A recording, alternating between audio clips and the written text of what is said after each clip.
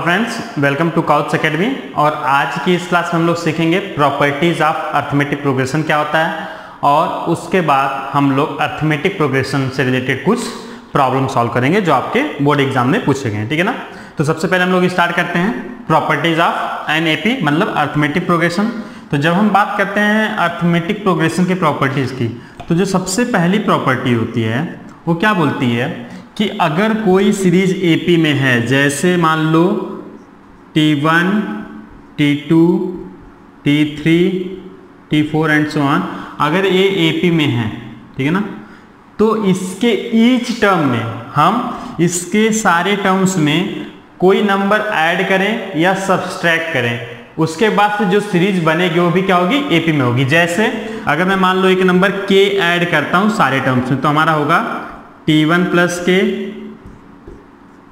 क्या हो जाएगा T1 प्लस के, उसके बाद से क्या होगा T2 प्लस के हो जाएगा, फिर क्या होगा हमारा T3 प्लस के हो जाएगा, अगेन T4 प्लस के हो जाएगा एंड सो ऑन। ये जो होगा ए भी में एपी, ए भी एपी में होगा। अब हमने ऐड किया, अगर हम यहाँ पे के को माइनस करते तब भी जो सीरीज बनती वो भी क्या होती, एपी में होती। जैसे हमारी T1 माइनस के,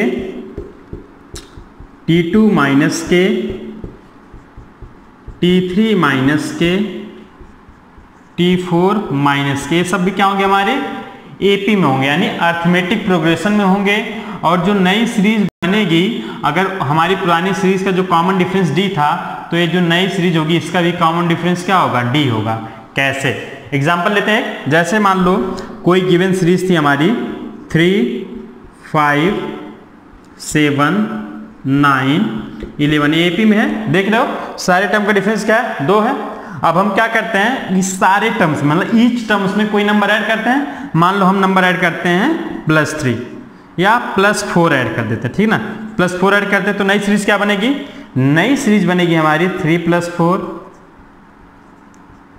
फिर 5 + 4, फिर 7 + 4, फिर 9 + 4, फिर 11 + 4 एंड सो ऑन। ऐसे होगी। ये भी क्या एपी में, जैसे 3 + 4 क्या होगा, 7 होगा, 5 + 4 9 होगा, 7 + 4 11 होगा, 9 + 4 13 होगा, 11 + 4 15 होगा। अब देखो जो नई सीरीज बन रही है ये भी क्या एपी में है।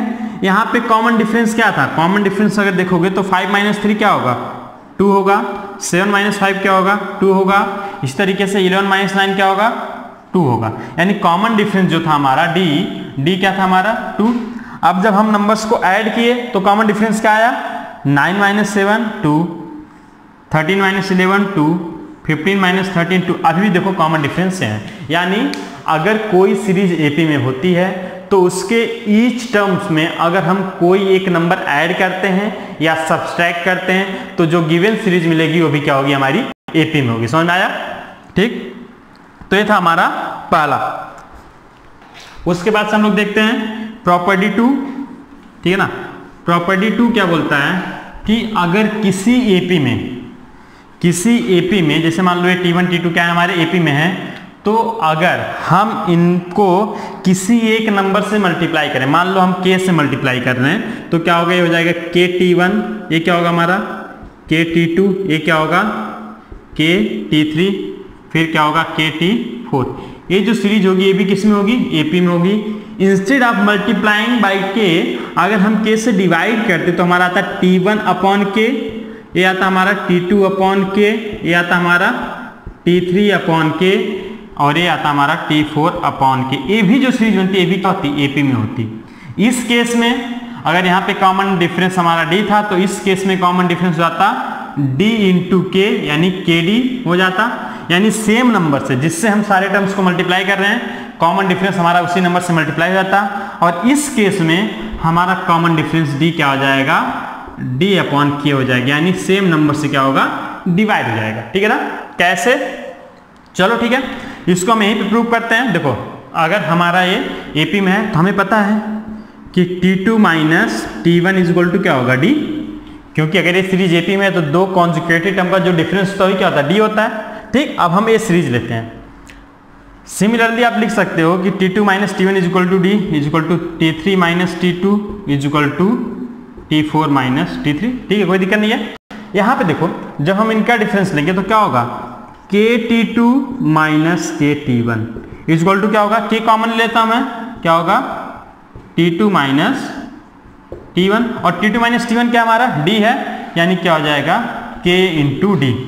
ठीक है ना। एक टर्म और लेते हैं, T3 माइनस T2 करते हैं तो क्या होगा हमारे यहाँ पे देखो KT3 minus KT2, KT3 minus KT2, K common हो जाएगा अगेन, क्या होगा हमारा T3 माइनस T2। अब देखो T3 माइनस T2 क्या होता है, D है, तो ये क्या हो जाएगा हमारा KD।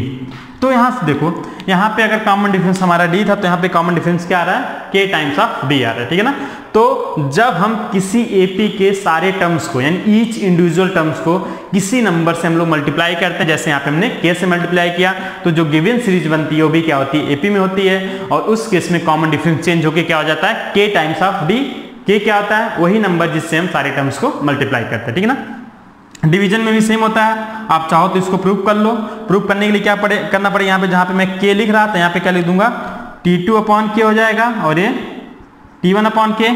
तो देखो यहाँ पे 1 अपॉन K बाहर आ जाएगा और ये होगा T2 माइनस T1 और ये हो जाएगा हमारा D अपॉन K। समझ आया कैसे, कुछ खास नहीं था क्योंकि हमारा ये था T1 upon K T2 upon K, तो T2 upon K minus T1 upon K, 1 upon K common है, T2 माइनस T1 हमारा D है, तो इसको हमने लिख दिया D अपॉन K। सिमिलरली ये क्या हो जाएगा हमारा D अपॉन K और यहाँ पे आ जाएगा 1 अपॉन K और ये भी आ जाएगा 1 अपॉन K 1 अपॉन K। समझ आया। एंड चाहे मल्टीप्लाई करो चाहे डिवाइड करो, सीरीज हमेशा AP में होगी। कॉमन डिफरेंस अगर मल्टीप्लाई करते हो तो सेम नंबर से मल्टीप्लाई हो जाता है, डिवाइड करते हो तो कॉमन डिफरेंस सेम नंबर से डिवाइड हो जाता है। ठीक है ना। अब बात करते हैं हम लोग, अगर हमें कुछ नंबर्स को AP में लेना है, ठीक है ना, इंपॉर्टेंट चीज है, अब प्रॉब्लम सॉल्विंग में आपकी बहुत ज्यादा हेल्प करेगा। प्रॉपर्टी 3 क्या बोलता है, अगर हमें 3 नंबर्स AP में सिलेक्ट करना हो, हाँ, तो 3 नंबर्स आर इन AP। तो अगर जब हमें 3 नंबर्स AP में सिलेक्ट करना हो तो नंबर्स क्या लेंगे हम, हमेशा याद रखना A माइनस D, A और A प्लस D लेंगे, A प्लस D, यानी 3 नंबर हमेशा हम लोग A माइनस D, A और A प्लस D लेंगे। ठीक है ना। 2 नंबर्स की सीरीज होती नहीं है कोई, इसलिए हम 2 नंबर्स को नहीं एज्यूम किया जाता, हमेशा 3 नंबर कम से कम होना चाहिए AP में। तो A क्या होंगे हमारे AP में होंगे और AP में A minus D, A plus D। 3 number ऐसा सिलेक्ट क्यों करते हैं, सिलेक्ट करने की खास बातें होती है, जब इनको आप ऐड करोगे, मतलब 3 नंबर्स जो हैं आपके इंडिविजुअली, अगर इन तीनों नंबर्स को आप ऐड करोगे तो देखो यहाँ पे लिखा है माइनस D, यहाँ पे लिखा है प्लस D, D और D कैंसिल आउट हो जाएंगे, आपका बचेगा 3A। यानी जब आपका 3 नंबर्स का सम गिवन होगा तब जब आप ऐड करोगे तो D हट जाए, यानी A की वैल्यू आपकी निकल जाएगी। इसीलिए हम क्या करते हैं, 3 नंबर्स को A माइनस D, A और A प्लस D के फॉर्म में लेते हैं। अगर आपको बहुत अच्छे समझ में नहीं आया तो अभी जब मैं प्रॉब्लम सॉल्व कराऊंगा तो आपको बहुत क्लियरली समझ में आ जाएगा मैं ऐसा क्यों बोल रहा हूँ। ठीक है ना। इसी तरीके से अगर आपको 4 नंबर्स लेने हो AP में, 4 नंबर्स आर इन AP, हमेशा क्या लिया जाएगा, याद रखना 4 नंबर्स क्या होंगे, A माइनस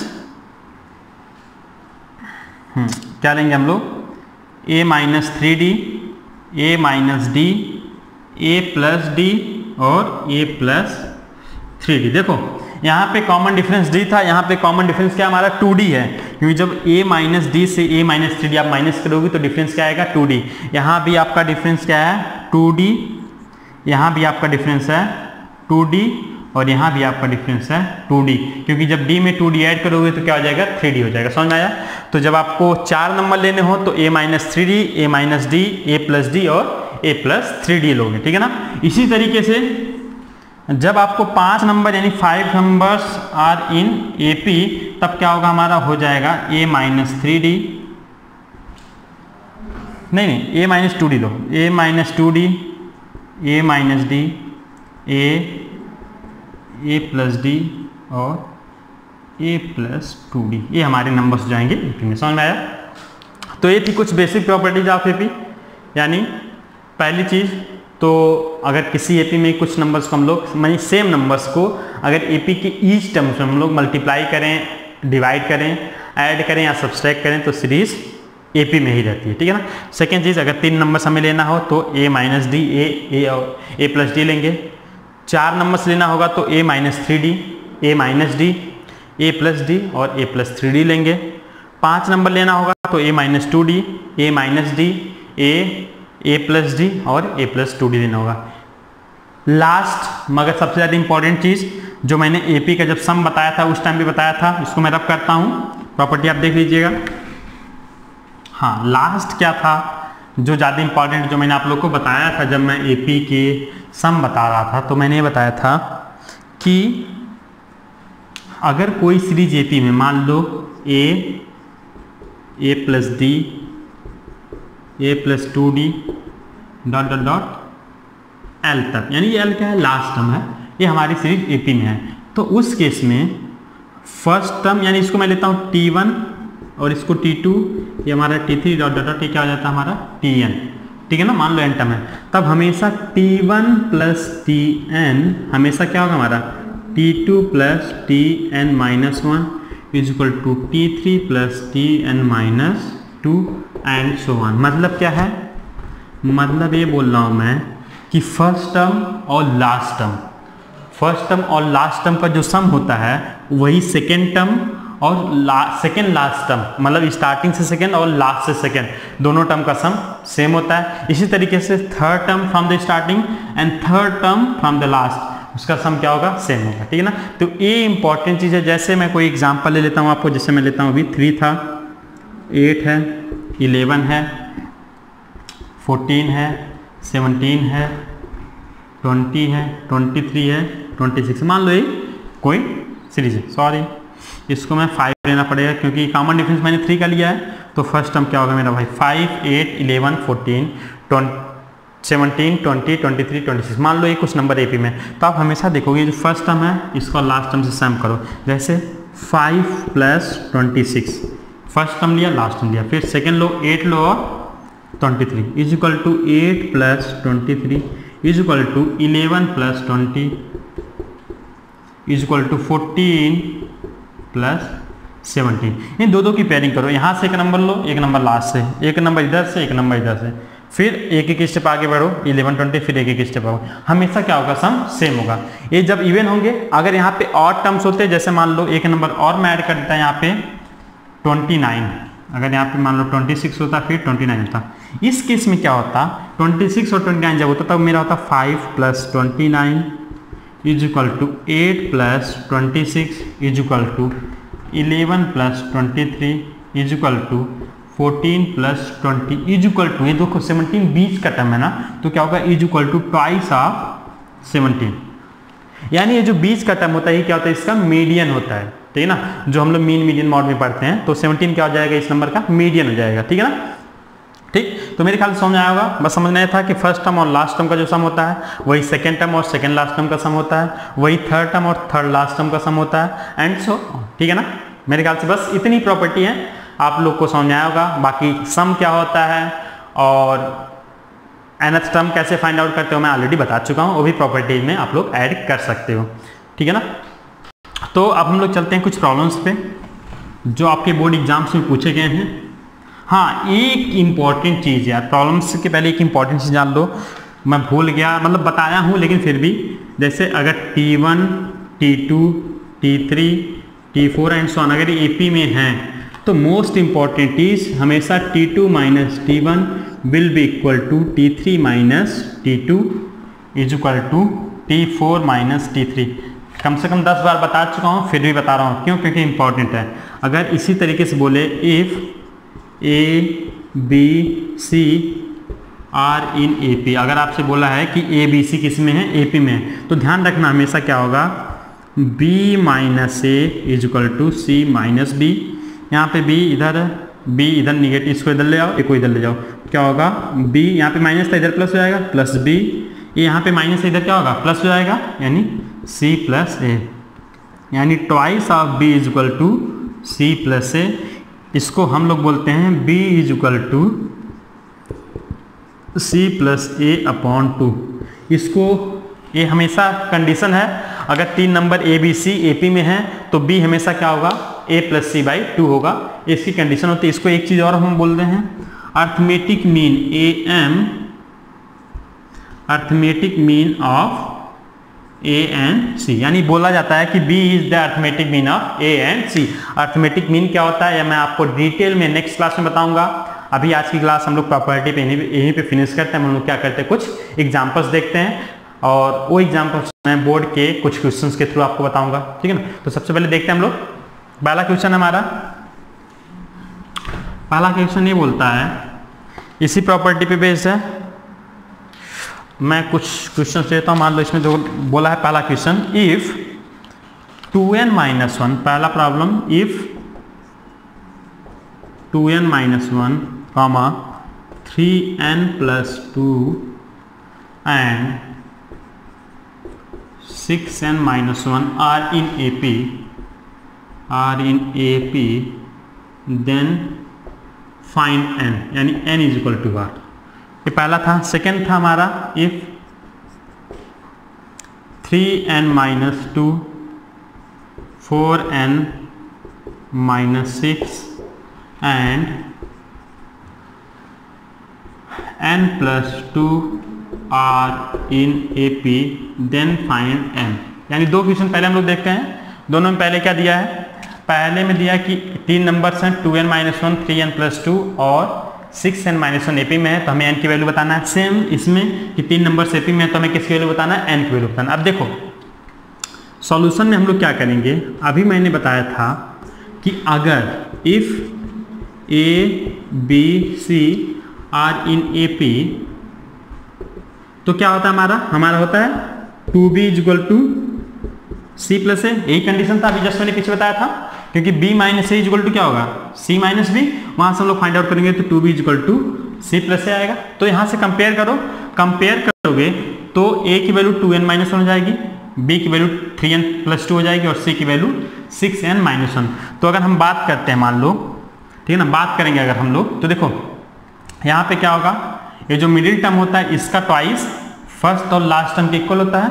तो अगर पहली प्रॉब्लम हम लोग करते हैं तो क्या होगा, एज गिवन नंबर सारी नहीं पे, यानी 2n-1, 3n+2, 6n-1 are in AP। इसका मतलब क्या होगा, ट्वाइस ऑफ मिडिल टर्म, यानी twice of 3n+2 will be equal to 6n-1 plus 2n-1, ठीक है ना, सिंपल है।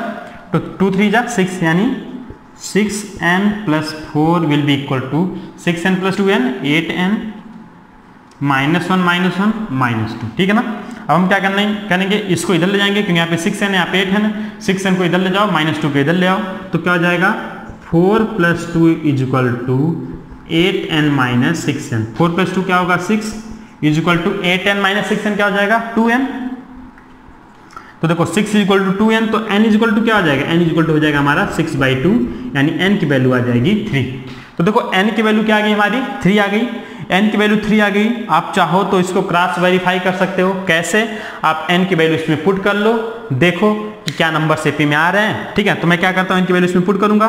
तो जब n की वैल्यू आप पुट करोगे 2n-1 में, n की वैल्यू क्या है, 3, यानी हो जाएगा मेरा 3 × 2 - 1, यानी 5 हो जाएगा, सही है ना। सेकेंड हमारा 3n+2, यानी 3n+2 क्या होगा, 3 3 × 9 + 2 11 हो जाएगा। और 6n-1 क्या हो जाएगा, 6 3 × 18 -1 17, यानी हमारा नंबर आ गया 5 11 और 17। देखो 11 - 5 6, 17 - 11 6, यानी कॉमन डिफरेंस सेम है, इसलिए नंबर्स क्या है, हमारे AP में है। इसका मतलब n की वैल्यू क्या होगी, 3, जो कि हमारा करेक्ट आंसर होगा। हमें करना क्या था, ये जो मिडिल टर्म है इसका ट्वाइस जो होगा फर्स्ट टर्म और लास्ट टर्म के इक्वल होगा, मैंने किया, और जो इक्वेशन बनी इसको सॉल्व किया, n की वैल्यू आ गई, ठीक है ना। तो सेम प्रोसेस हम लोग सेकेंड एग्जाम्पल में करेंगे, यानी बोला है 3n-2, 4n-6 एंड n+2 किस में है, AP में है, तो हमें n की वैल्यू बताना है। अब हम क्या करेंगे, कुछ नहीं, बस जो मिडिल टर्म है उसका ट्वाइस लेंगे। मिडिल टर्म का ट्वाइस क्या होगा, मिडिल टर्म हमारा है 4n-6, तो उसका ट्वाइस लो, यानी twice of 4n-6 will be equal to first term plus last term, यानी 3n-2 प्लस n प्लस 2, ठीक है ना। सॉल्व करो, 2 4 जा 8 यानी 8n माइनस 2 6 जा 12 इज इक्वल टू, देखो यहाँ पे -2 यहाँ पे +2 कैंसिल आउट जाएगा और 3n प्लस n 4n यानी 8n minus 12 is equal to 4n। 4n को मैं इधर लाऊंगा और 12 को इधर ले जाऊंगा तो हो जाएगा मेरा 8n minus 4n is equal to 12। 8n minus 4n क्या होगा 4n इज इक्वल टू 12 और n इज इक्वल टू हो जाएगा मेरा 12/4 यानी n की वैल्यू क्या आ गई 12/4 क्या होगा 3। n की वैल्यू क्या आ गई 3 यानी n अगर 3 है तो ये नंबर्स किस में होंगे AP में होंगे। कैसे, फिर से हम क्रॉस वेरीफाई कर सकते हैं। देखो n की वैल्यू 3 है तो पुट करो 3 3 जा 9, 9 माइनस 2 11 यानी पहला टर्म आ गया 11, सेकेंड 3 4 जा 12, 12 माइनस 6, 12 माइनस 6 क्या होता है हमारा 6 यानी 11 6।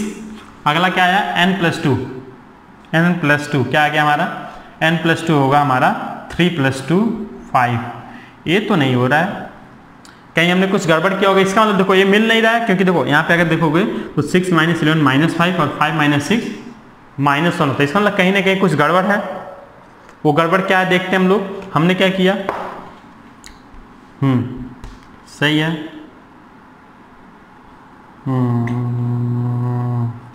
n की वैल्यू तो 3 आ रही है, देखते हैं हम लोग।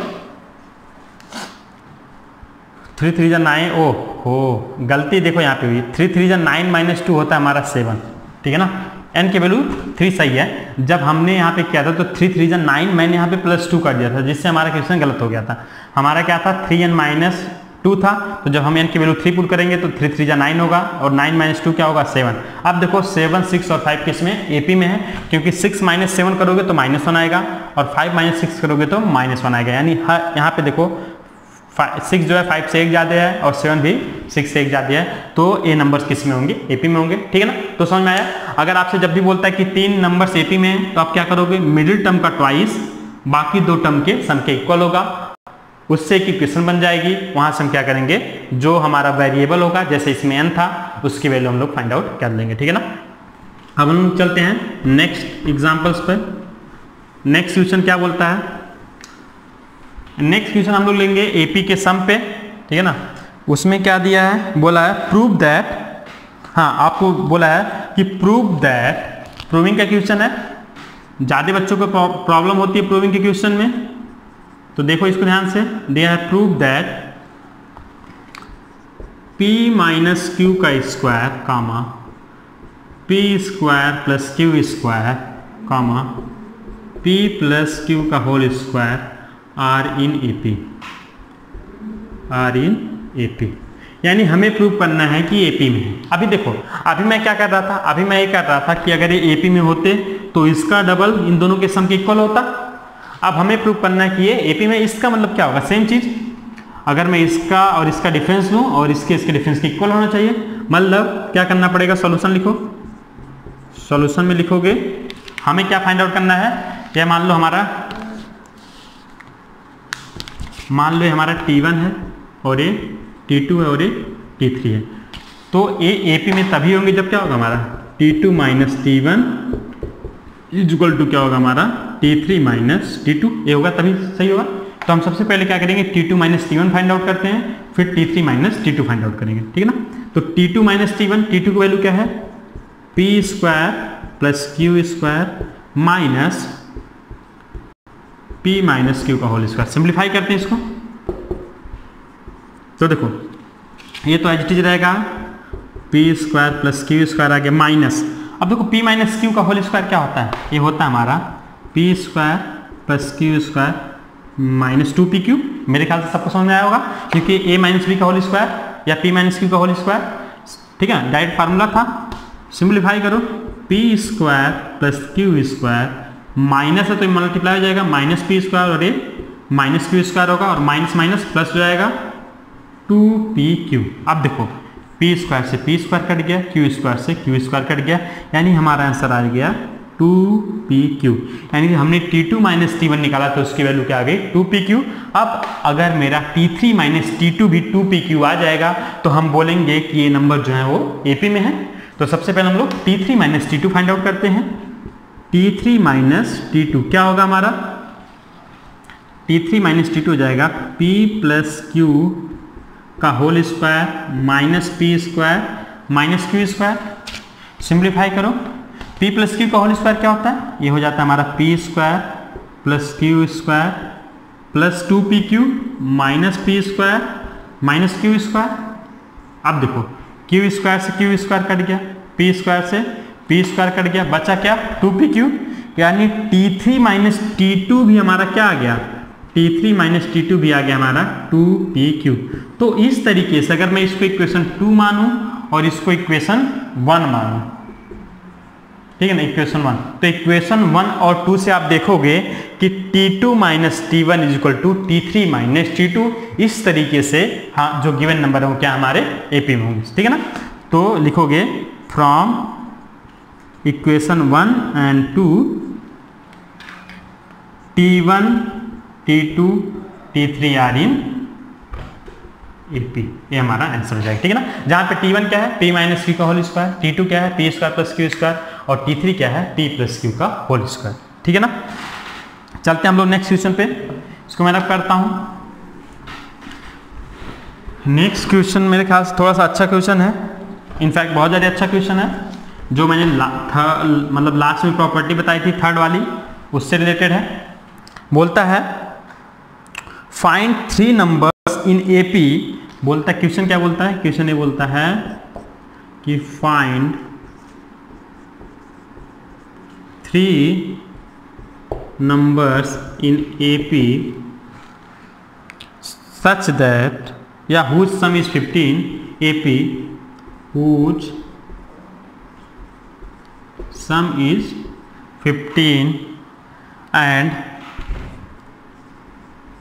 their product is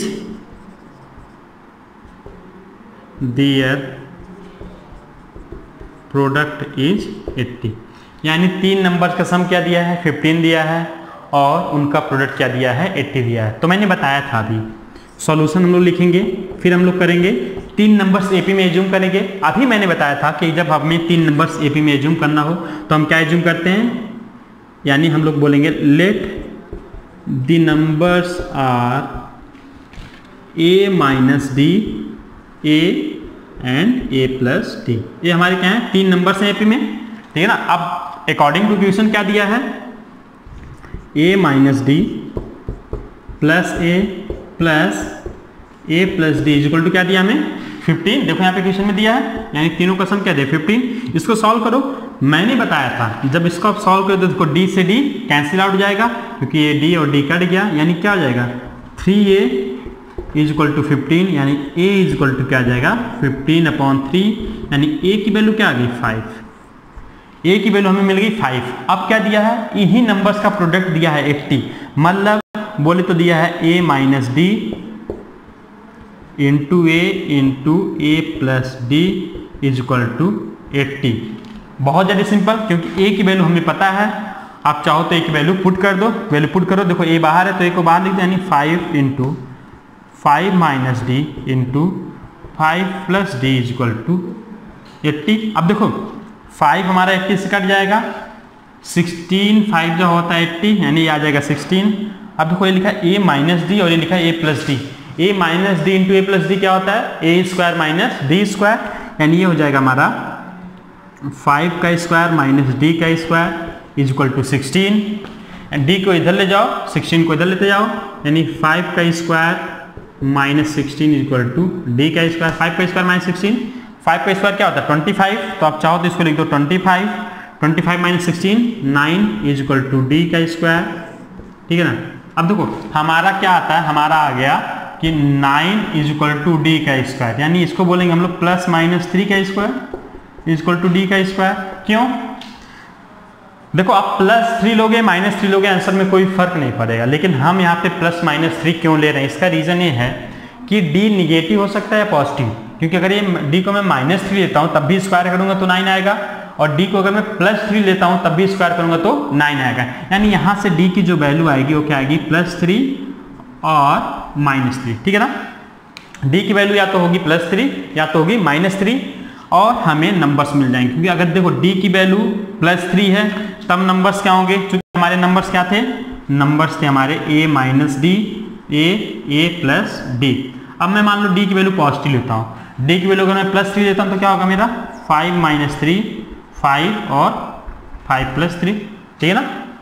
तो नंबर्स हो जाएंगे मेरे 2, 5 और 8, ये हमारे 3 नंबर्स हो जाएंगे एपी में, ठीक है ना, जिनका सम क्या है 15 है और जिनका प्रोडक्ट क्या है 80। कैसे 2 5 जा 10, 10 8 जा 80। कुछ बोले सर अगर मैं -3 लेता हूं तो, मैंने बोला था कोई आंसर में कोई फर्क नहीं पड़ेगा तो -3 ले लो। जब आप -3 लोगे तो ये 5 माइनस माइनस प्लस हो जाएगा, यानी हो जाएगा मेरा 5 माइनस माइनस 3, यहाँ पे 5 और यहाँ पे 5 माइनस 3, तो 5 माइनस माइनस मतलब माइनस माइनस प्लस हो जाएगा तो ये 8 हो जाएगा, ये 5 हो जाएगा, ये 2, यानी सेम सीरीज मिलेगी।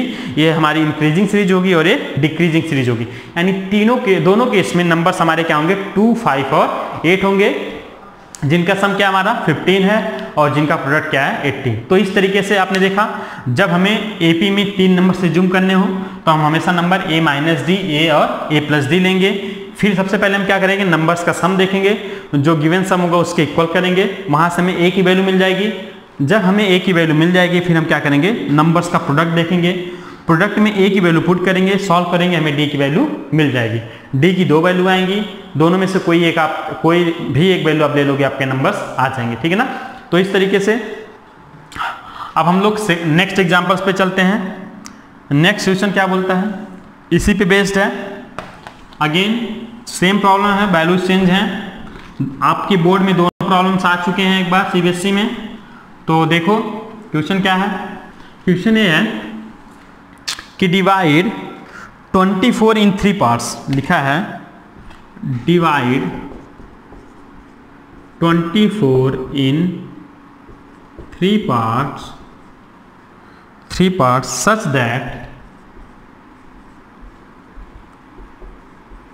such that they are in AP, they are in AP and their product is 440, ठीक है ना, समझ में आया। यानी क्वेश्चन बोलता है divide 24 in 3 parts such that they are in AP and their product is 440। तो सॉल्यूशन में सबसे पहले हम लोग क्या करेंगे, मान लेंगे जो 3 पार्ट्स है, देखो यहाँ पे हमें 3 पार्ट्स में डिवाइड करने के लिए बोला है, और इससे पहले हम लोग को बोलता था कि 3 नंबर्स, ऐसे में 3 नंबर्स बताओ जिनका सम 15 है और उनका प्रोडक्ट 80 है। सेम 3 पार्ट्स में डिवाइड करने को बोले या 3 नंबर सेलेक्ट करने को बोले, दोनों चीज क्या होता है, सेम होता है। तो हम क्या करेंगे, मान लेंगे कि जो 3 पार्ट्स हैं एपी के, वो क्या हमारा a माइनस डी है, a है और a प्लस डी है। अब चूंकि 24 को हमने 3 parts a minus D, a और a प्लस डी में डिवाइड किया है, तो अगर इनका सम करेंगे हम लोग तो सम क्या आएगा हमारा 24, यानी this plus this must be equal to 24 हो जाएगा हमारा, ठीक है ना। जो 3 पार्ट्स हैं इनका सम क्या होना चाहिए 24। आप देखो इसको सॉल्व करो, जब सॉल्व करोगे आप तो देखो फिर d से d कट जाएगा, यानी आ जाएगा हमारा thrice of a is equal to 24, यानी a की वैल्यू क्या आ जाएगी 8। देखो a की वैल्यू क्या आ गई हमारी, a की वैल्यू 8 आ गई। अब इनका प्रोडक्ट दिया 440, तो हम क्या करेंगे a into a minus D into a plus D is equal to 440, ठीक है ना। a की वैल्यू पुट कर दो, a की वैल्यू कितनी है 8, क्योंकि ये प्रोडक्ट 440 दिया था, इसलिए हमने जो 3 नंबर्स यानी 3 पार्ट्स जो लिए थे, पहला पार्ट a माइनस डी था, दूसरा पार्ट a था और तीसरा पार्ट क्या था a प्लस डी, उसका प्रोडक्ट क्या हमारा 440, तो हमने मल्टीप्लाई कर दिया। अब हमारा काम क्या है, a की वैल्यू को 8 पुट करना, इसमें पुट करो, आ जाएगा हमारा 8 into 8 minus D into 8 plus D is equal to 440। Again इसको तो मल्टीप्लाई कर दो और 8 को इधर लेते आओ। अब देखो 8 माइनस डी 8 प्लस डी, ये लिखा हमारा a minus B into A plus B, A minus B into A plus B क्या होता है A square minus B square, यानी ये हो जाएगा मेरा 8 का स्क्वायर माइनस डी का स्क्वायर इज इक्वल टू 8 को मैं इधर लाऊंगा तो क्या होगा मेरा 440 अपॉन 8। 440 को जब 8 से डिवाइड करो तो देखो क्या आता है, पहले हमारा 5 टाइम्स जाएगा और फिर 5 टाइम्स जाएगा, यानी ये हमारा आ जाएगा 55। अब हमें क्या करना है, सिंप्लीफाई करो, 8 का स्क्वायर होता है मेरा 64 minus D square is equal to 55, D को इधर ले जाओ 55 को इधर लाओ तो 64 प्लस 55 इज इक्वल टू क्या आ जाएगा हमारा, क्या आ जाएगा हमारा डी स्क्वायर। यहां से हम लोग देखेंगे तो डी स्क्वायर की वैल्यू क्या आ जाएगी, 64 प्लस 55 क्या होता है 119 हो जाएगा, 119 हो जाएगा हमारा। ये सॉरी गलती हो गई यहाँ पे देखो डी हमारा मतलब 55 पॉजिटिव था, इधर लाएंगे तो निगेटिव आएगा, यानी ये 64 माइनस 55 हो जाएगा। 64 माइनस 55 अगेन क्या हो जाएगा मेरा 9, और डी स्क्वायर की वैल्यू क्या आ जाएगी 9।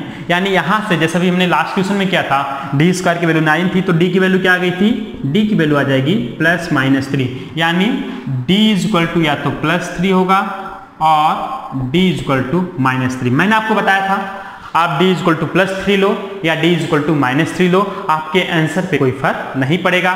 तो इसलिए हम क्या लेंगे अभी यहाँ पे d is equal to plus 3 लेंगे। तो जब d is equal to plus 3 लेंगे तो हमारे तीन पार्ट्स कौन कौन से हो जाएंगे। पहला पार्ट था हमारा a minus D, and a minus D का मतलब a की वैल्यू आई थी 8, तो a की वैल्यू 8 पुट करो, d की वैल्यू क्या थी 3, तो d की वैल्यू 3 पुट करो, यानी a माइनस डी है तो 8 माइनस 3, यानी ये हो जाएगा हमारा 5। सेकेंड नंबर क्या था हमारा a, यानी a की वैल्यू क्या आ जाएगी 8।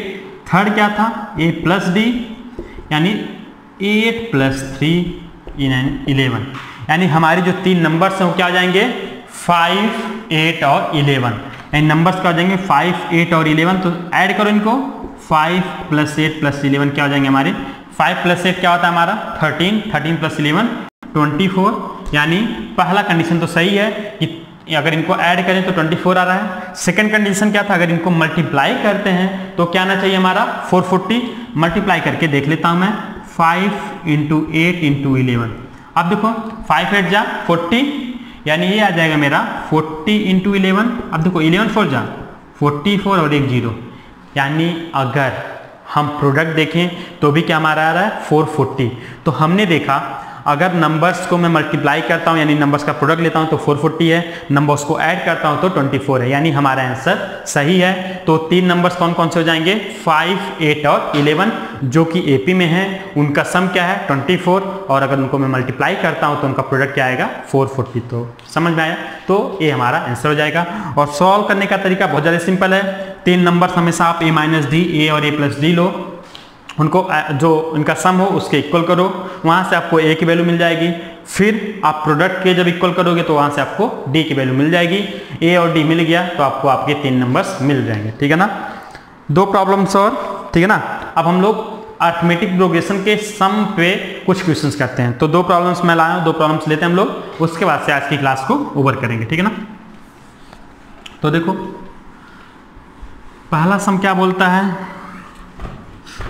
पहला सम ये बोलता है कि the 14th term of an AP, बोलता है कि the 14th term of an AP is twice its 8th term.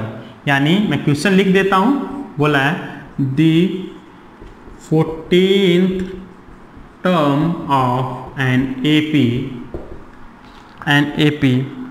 Is twice of its 8th term,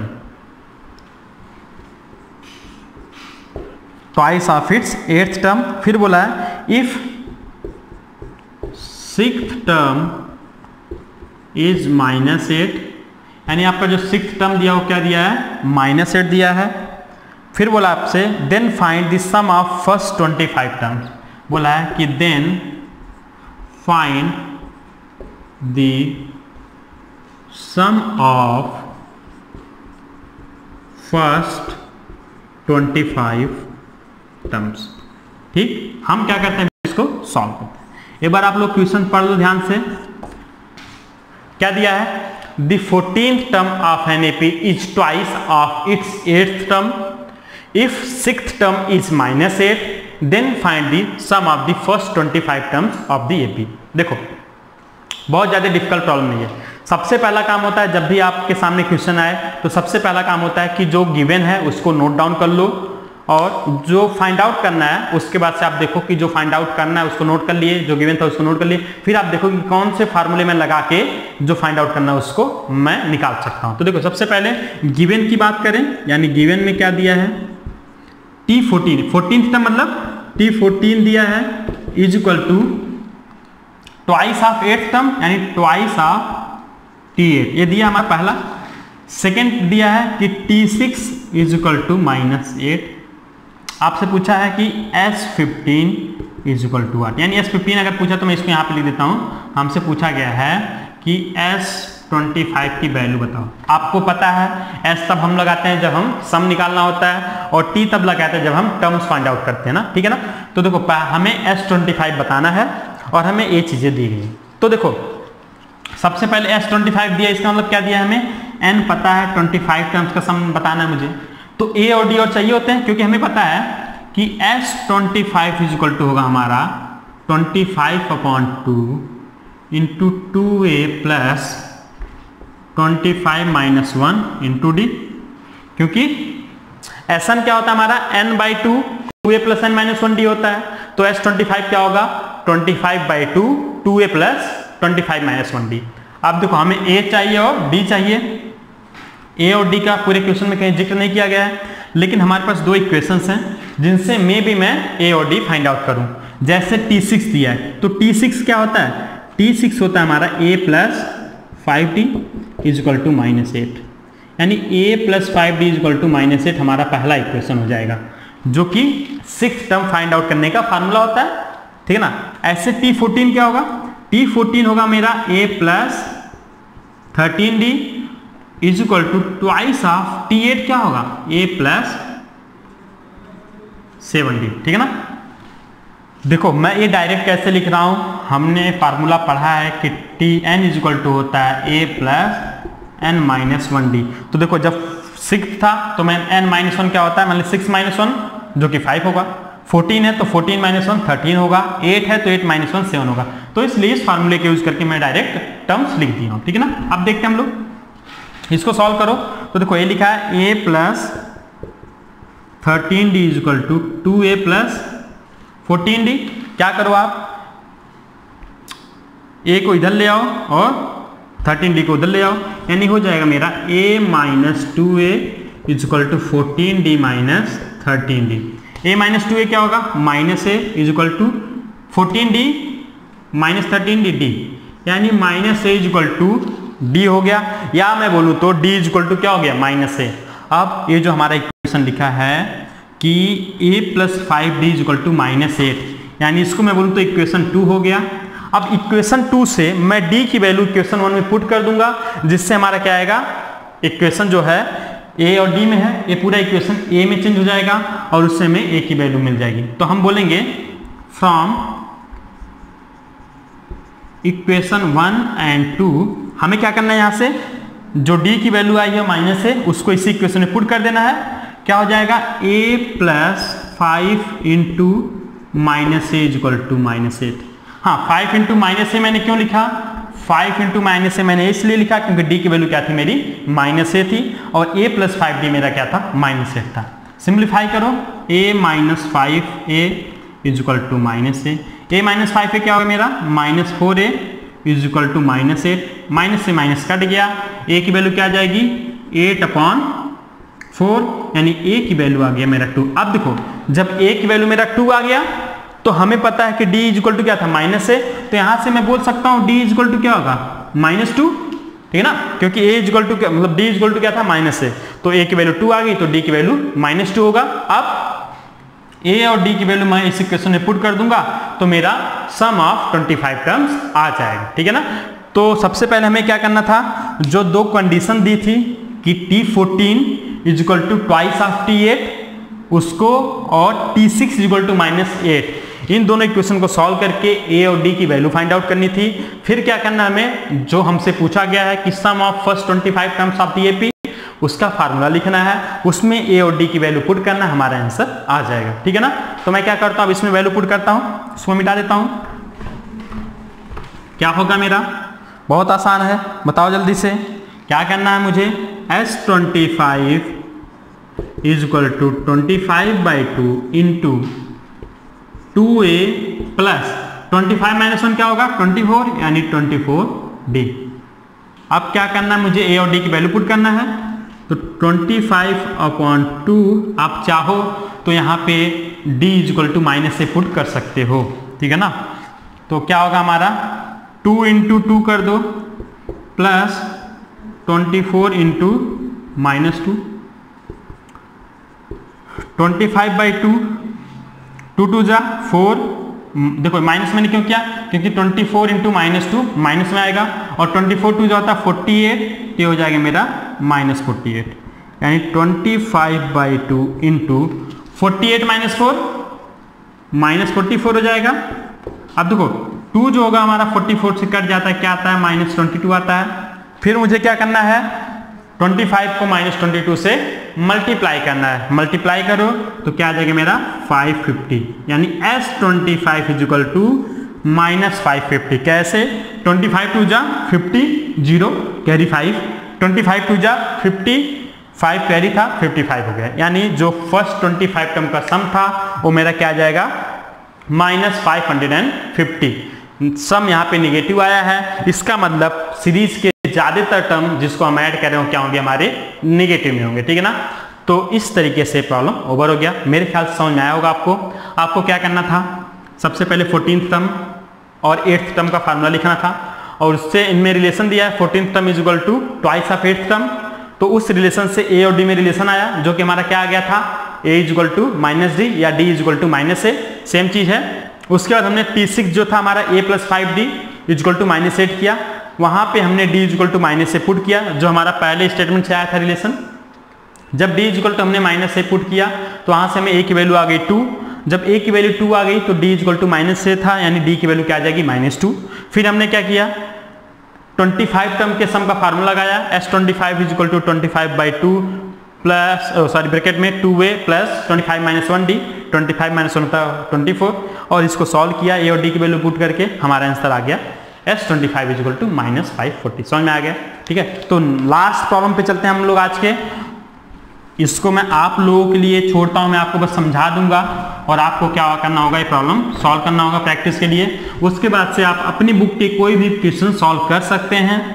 अगर आप CBSE में है तो इससे ज़्यादा मतलब अलग थ्योरी का कोई प्रॉब्लम नहीं है।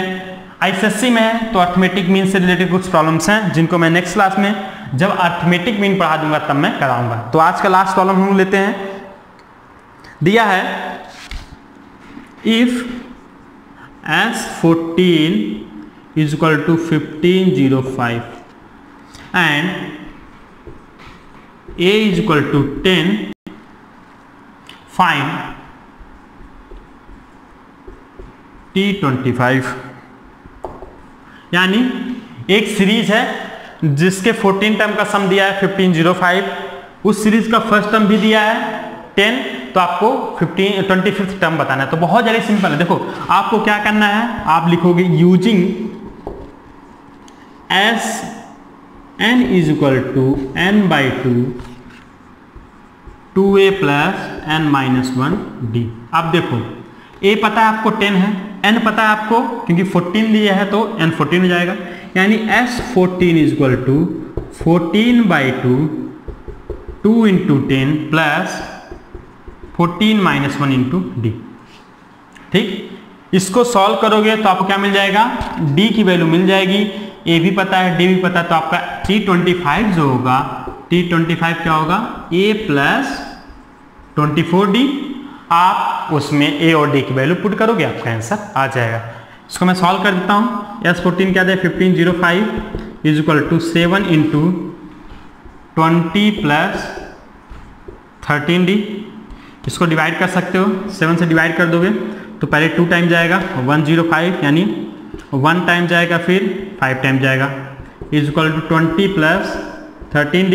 20 माइनस कर दो तो 13d इज इक्वल टू हो जाएगा आपका 195, यानी यहाँ से d इज इक्वल टू क्या आ जाएगा 15। मैंने बताया था कि एक प्रॉब्लम आपको खुद से सॉल्व करना है, इसलिए मैं थोड़ा सा फास्ट कर रहा हूँ।